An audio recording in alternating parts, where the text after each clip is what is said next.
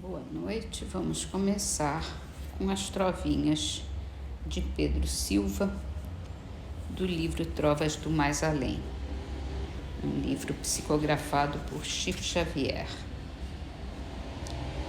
Virtude que não perdoa, luzeiro fugindo à treva, cultura sem caridade, palavra que o vento leva. Cada pessoa se mostra mais ou menos, mal ou bem, cada frasco dá notícia do conteúdo que tem. Socorre-me, Deus de amor, que eu sou uma dupla assim, um sábio montando guarda a fera que trago em mim. Livro dos Espíritos, terminando o capítulo da Lei de Destruição. Pergunta 765. O que se deve pensar da pena de morte imposta em nome de Deus? É quando o homem toma o lugar de Deus na distribuição da justiça. Os que assim procedem mostram como estão longe de compreender Deus e o muito que ainda tem que expiar. A pena de morte é um crime quando aplicada em nome de Deus, e os que a impõem se sobrecarregam ainda mais de outros tantos assassínios. No livro A Gênese, vamos falar agora, o item, ele é extenso e a gente vai começar hoje, sobre a encarnação dos espíritos. O Espiritismo ensina de que maneira se opera a união do espírito com o corpo na encarnação. Pela sua essência espiritual, o espírito é um ser indefinido, abstrato, que não pode ter ação direta sobre a matéria, sendo-lhe indispensável um intermediário, que é o envoltório fluídico, o qual, de certo modo, faz parte integrante dele. É semimaterial esse envoltório, ou seja, pertence à matéria pela sua origem e à espiritualidade pela sua natureza etérea.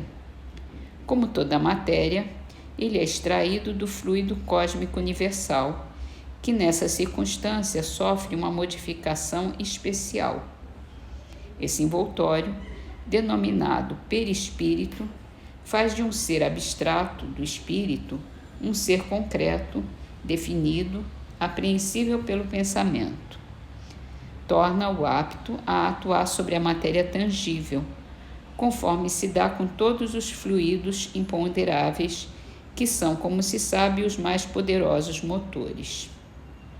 O fluido perispirítico constitui, pois, o traço de união entre o espírito e a matéria, enquanto aquele se acha unido ao corpo, serve-lhe ele de veículo ao pensamento, para transmitir o movimento às diversas partes do organismo, as quais atuam sob a impulsão da sua vontade e para fazer que repercutam no espírito as sensações que os agentes exteriores produzam.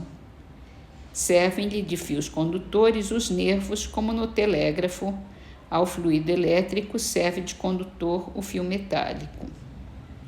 Quando o espírito tem de encarnar num corpo humano, em vias de formação, um laço fluídico, que mais não é do que uma expansão do seu perispírito, o liga ao germe, que o atrai por uma força irresistível, desde o momento da concepção. Acho que seria melhor traduzido o germe como ovo, né? À medida que o germe se desenvolve, o laço se encurta. Sob a influência do princípio vital e material do germe, o perispírito, que possui certas propriedades da matéria, se une, molécula a molécula, ao corpo em formação, donde o poder dizer-se que o espírito, por intermédio de seu perispírito, se enraiza de certa maneira nesse germe como uma planta na terra. Quando o germe chega ao seu pleno desenvolvimento, completa é a união. Nasce então o ser para a vida exterior.